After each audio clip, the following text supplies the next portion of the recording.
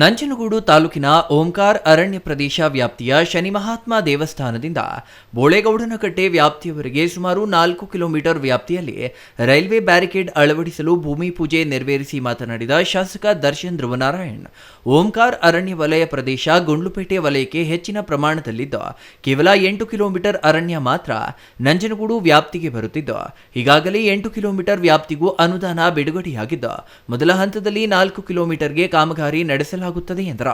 ನಾಗೇಶ್ ಅವರು ಹೇಳಿದ್ರು, ಅಲ್ಲಿ ಮುಂದಕ್ಕೆ ಬೋಳೇಗೌಡನಕಟ್ಟೆಗೆ ಮುಂದಕ್ಕೆ ಫಾರೆಸ್ಟ್ ಏರಿಯಾದಲ್ಲಿ ರೈತರು ಅದನ್ನ ಉಳ್ತಾ ಇದ್ದಾರೆ ಅಂತ ಹೇಳಿದ್ರು. ನಾನು ನಮ್ಮ ಅಧಿಕಾರಿಗಳಿಗೂ ಮನವರಿಕೆ ಮಾಡಿಕೊಟ್ಟಿದ್ದೆ, ಅಲ್ಲಿ ಮೇಲಧಿಕಾರಿಗಳಿಗೂ ಕೂಡ ಮನವರಿಕೆ ಮಾಡಿಕೊಟ್ಟು ಮಿನಿಸ್ಟ್ರಿಗೂ ಹೇಳಿದೆ.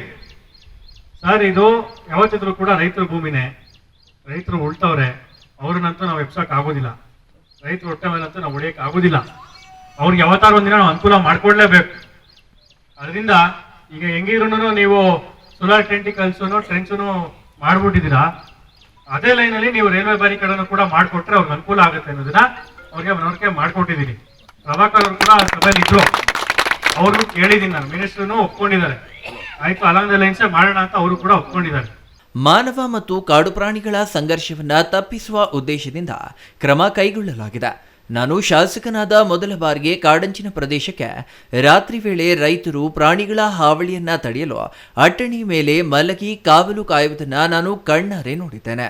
ರೈಲ್ವೆ ಬ್ಯಾರಿಕೇಡ್ ಜೊತೆಗೆ ಕರ್ನಾಟಕದಲ್ಲಿ ಮೊಟ್ಟಮೊದಲ ಬಾರಿಗೆ ನಂಜನಗೂಡಿನಲ್ಲಿ ಮೆಸ್ ಅಳವಡಿಸಲಾಗಿದೆ. ಈ ಬಗ್ಗೆ ಅರಣ್ಯ ಸಚಿವರ ಜೊತೆಗೂ ಸಹ ಚರ್ಚಿಸಿ ಹೆಚ್ಚಿನ ಅನುದಾನ ತಂದು ಹಂತ ಹಂತವಾಗಿ ಸಮಸ್ಯೆಗಳನ್ನು ಬಗೆಹರಿಸಲು ಪ್ರಯತ್ನ ಮಾಡುತ್ತೇನೆ ಎಂದರು.